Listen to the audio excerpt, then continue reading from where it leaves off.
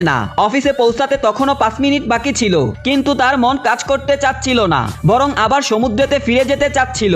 তখন তার ব্রেন চিন্তা করে, যদি সে কাজ না করে তাহলে চাকরি চলে যাবে, চাকরি চলে গেলে টাকা থাকবে না, খাবার থাকবে না, আর এক সময় সে মারা যাবে। এই ভেবে সে অফিসে ঢুকে পড়ে এবং কাজ শুরু করে দেয়। কিন্তু কিছুক্ষণের মধ্যেই সে বিষণ্ণ হয়ে পড়ে। ব্রেন আর তাকে নিয়ন্ত্রণ করতে পারছিল না। সে দেখে অফিসের সবাই রোবটের মতো কাজ করে যাচ্ছে। তখন তার ব্রেনে একটা চিন্তা আসে, এইভাবে কাজ করতে করতে সে বুড়া হয়ে যাবে। তখন সে সমুদ্রে সার্ফিং করতে চাইলেও শরীরে শক্তি থাকবে না। সে যদি তখন মজার কিছু খেতে চায়, পেটের অসুখের জন্য সে খেতে পারবে না। শেষে সে একটা রোবটিক জীবন কাটিয়ে চুপচাপ মারা যাবে। ঠিক দুপুর 12টায় অফিসের সবাই প্রতিদিনের মতো একই লাঞ্চ খেতে শুরু করে। তখন ব্রেন বুঝে যায় এখন সময় হচ্ছে মনকে নিয়ন্ত্রণে দিতে হবে। মন তখন পুরোপুরি স্বস্তিতে ফিরে আসে। প্রথমেই সে সুস্বাদু খাবার কিনে খায় আর পেটকে খুশি করে। তারপর সে একটা চশমা কিনে আর মেয়েটি তাকে অনেক প্রশংসা করে। তারপর সে দৌড়ে সৈকতে যায়, গোসল করে আর অনেক আনন্দ পায়। লাঞ্চ ব্রেক শেষ হলে সে বালিতে ভেজা শরীর নিয়ে অফিসে ফিরে আসে।